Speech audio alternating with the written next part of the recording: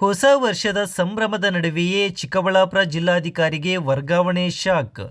ಹೊಸ ವರ್ಷಕ್ಕೆ ಕಾಲಿಡುತ್ತಿರುವ ಸಂಭ್ರಮದ ನಡುವೆಯೇ ಚಿಕ್ಕಬಳ್ಳಾಪುರ ಜಿಲ್ಲಾಧಿಕಾರಿ PN ರವೀಂದ್ರ ಅವರಿಗೆ ರಾಜ್ಯ ಸರ್ಕಾರ ಅಪ್ರತೀಕ್ಷಿತ ವರ್ಗಾವಣೆ ಶಾಕ್ ನೀಡಿದೆ.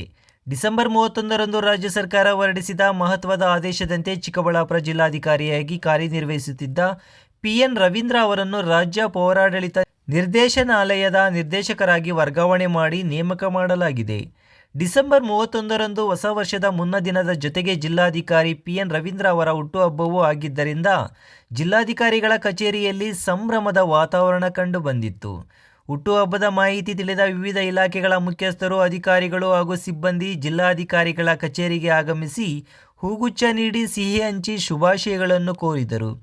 ಹೊಸ ವರ್ಷದ ನಿರೀಕ್ಷೆಯ ಜೊತೆಗೆ ಹುಟ್ಟುಹಬ್ಬದ ಸಂಭ್ರಮವೂ ಸೇರಿ ದಿನವಿಡೀ ಕಚೇರಿಯಲ್ಲಿ ಹಬ್ಬದ ವಾತಾವರಣ ನಿರ್ಮಾಣವಾಗಿತ್ತು.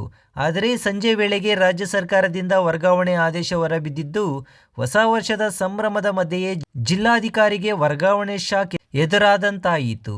ಇನ್ನೊಂದೆಡೆ ತುಮಕೂರು ಜಿಲ್ಲಾ ಪಂಚಾಯತ್ ಮುಖ್ಯ ಕಾರ್ಯನಿರ್ವಹಣಾಧಿಕಾರಿಯಾಗಿ ಕಾರ್ಯನಿರ್ವಹಿಸುತ್ತಿದ್ದ ಪ್ರಭು ಜಿ ಅವರನ್ನು ಚಿಕ್ಕಬಳ್ಳಾಪುರ ಜಿಲ್ಲೆಯ ನೂತನ ಜಿಲ್ಲಾಧಿಕಾರಿಯಾಗಿ ನೇಮಿಸಿ ರಾಜ್ಯ ಸರ್ಕಾರ ಆದೇಶ ಹೊರಡಿಸಿದೆ.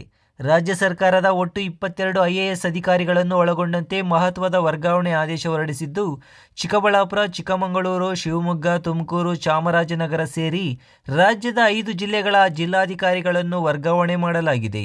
ಇನ್ನು ಹೊಸ ವರ್ಷದ ಆರಂಭದಲ್ಲೇ ಈ ವರ್ಗಾವಣೆ ಆದೇಶಗಳು ರಾಜ್ಯ ಆಡಳಿತ ವಲಯದಲ್ಲಿ ಸಾಕಷ್ಟು ಚರ್ಚೆಗೆ ಕಾರಣವಾಗಿವೆ.